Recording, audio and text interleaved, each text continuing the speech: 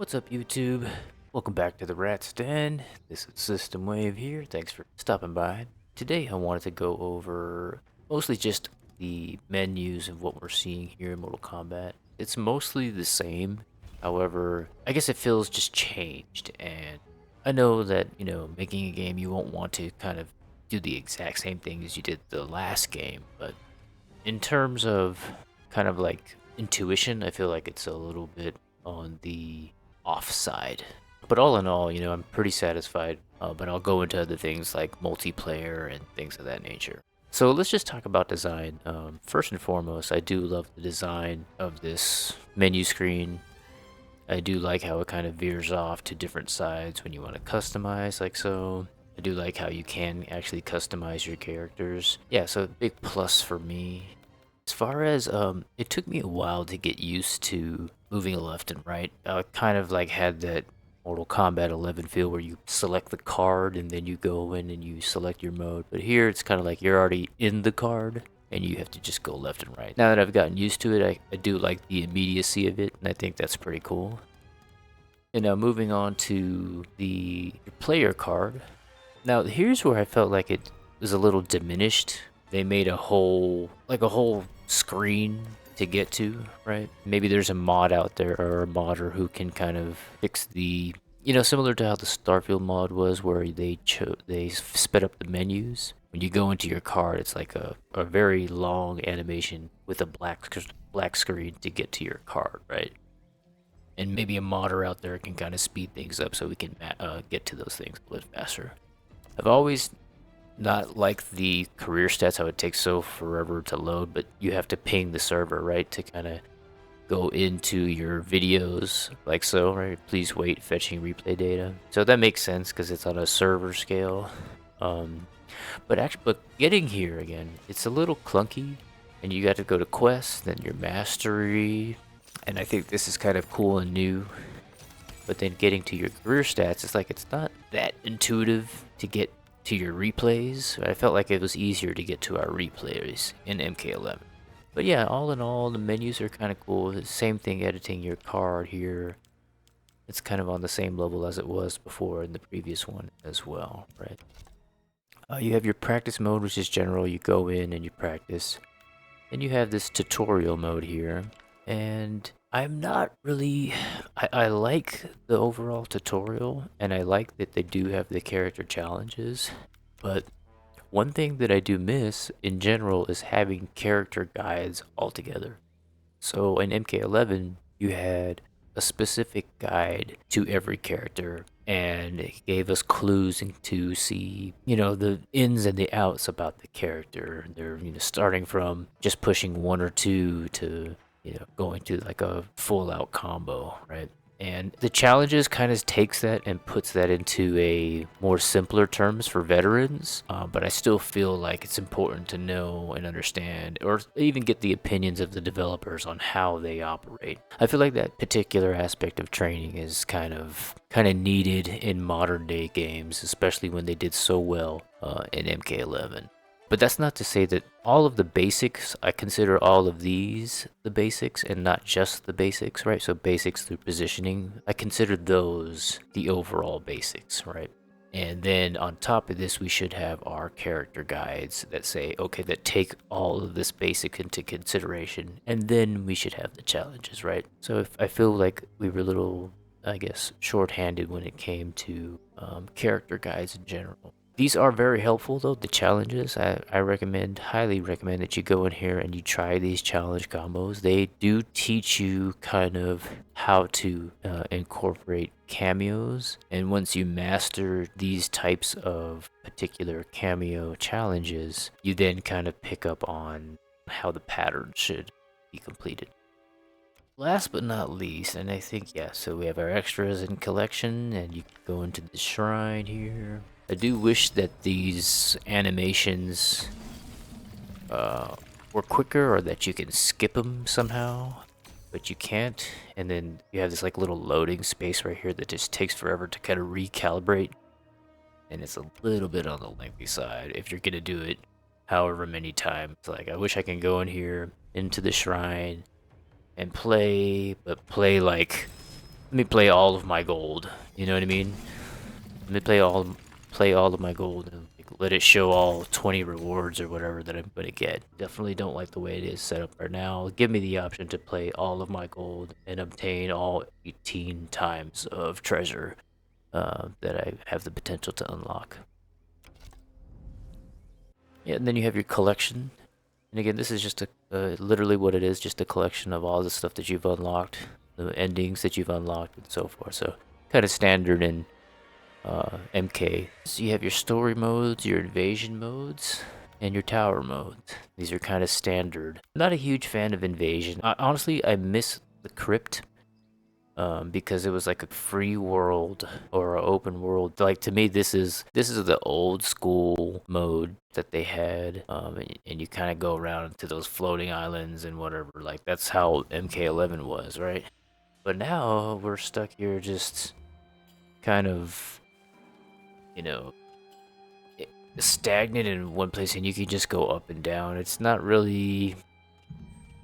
It's not a mini game. It's just a way to navigate the map. I mean, I kind of imagine myself let me be able to move around the entire map on my own. Kind of like Conquest was back in the day. You know, I miss Conquest mode from MK Deception, right? Was it Deception? I don't know. I just really adored that Conquest style that they had back in the day. And it did give us the option to kind of go and make challenges and fights like that, but it just felt a little bit more super fleshed out and kind of fun and additive. Whereas this is kind of like, okay, let me move on to the next arcade mode fight. It just feels empty. It just feels like I'm here to play a tower, and I didn't like that aspect of it.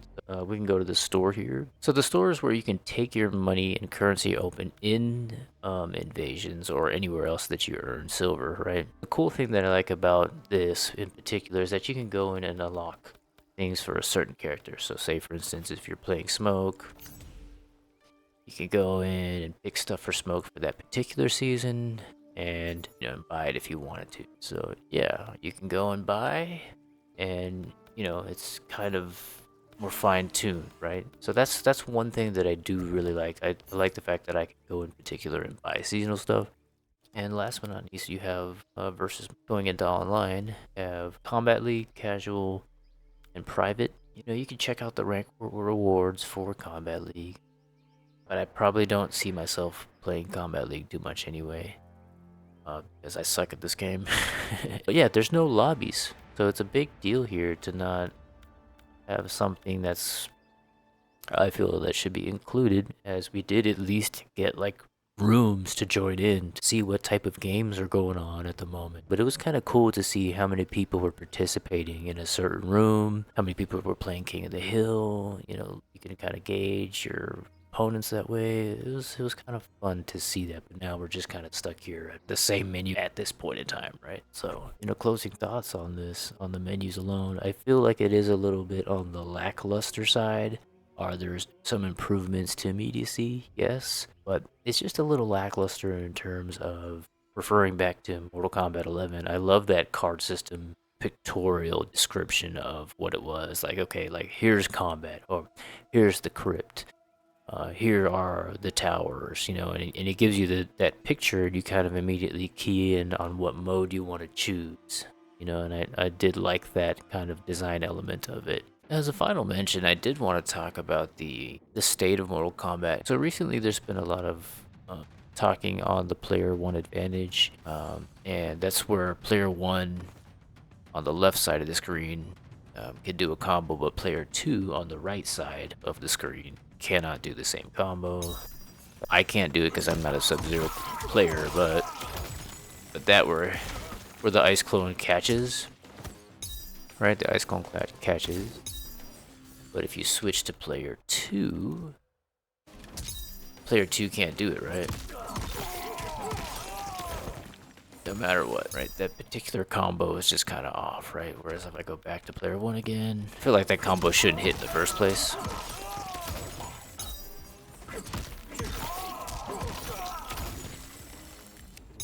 I mean, I guess it can hit, but I never really thought that move was meant to be as a capture on a combo like this, right?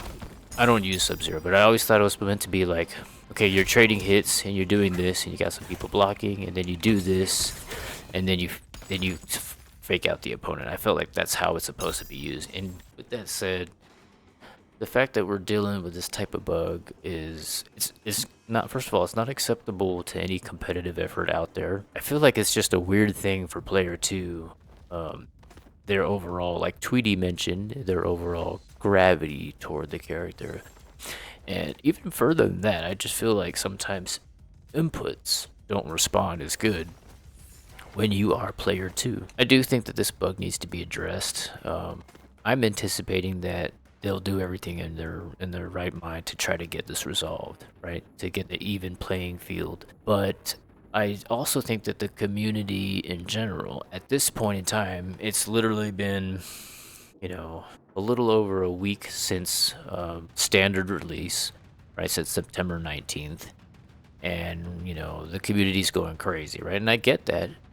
But I also think that, speaking from a developer side of things, I'm not a game developer, but can you imagine yourself being in this type of situation with your team and saying, okay, well, where's this bug coming from? Then you have to go in and kind of find out where it's happening, and it takes time. And you not only have to kind of do this for just probably Sub-Zero, but you probably have to do this on a scale between all characters across the board, right? Like, because different characters have different hurt boxes, right? From a developer perspective, so to say, it's going to take a lot of time to squash this bug, let alone all the other bugs that they have to resolve down the line. In terms of players are saying that this was rushed and things of that nature and all this stuff. And from a Mortal Kombat standpoint, as far as delivering a great story, delivering great mechanics, I don't think that they rushed this at all. I think they took it at a certain point. Version 1.0 or whatever version of it is excellent. We're ready to ship it out right now with the plan that we are going to fix bugs going forward. Because if you think about it, MK11 had all kinds of adjustments and patches down the line, right? All kinds. And each time they patched the game, it just got that much better, in my opinion. You know, maybe they nerfed a few things and they did stuff, but that's all for the sake of balance, right? And I was able to play the game pretty much how I wanted to by the end of all those, by the end of the life cycle in MK11. And that's going to be pretty much my expectation going forward for MK1. I mean, I expect nothing less than what they did for MK11 to perfect it. I expect the same thing to happen for MK1, and I hope that they will go forward and move to perfecting MK1 the way they did MK11. Let's give NRS and WB Games the benefit of the doubt and see how they approach the next patch and see what happens. So yeah, thanks for watching. Going over the menus was kind of interesting to talk about. I know the state of the game. It's early, and I'm a patient consumer, waiting to see what will happen. But for now, I'll stop here, and we'll catch you in the next video.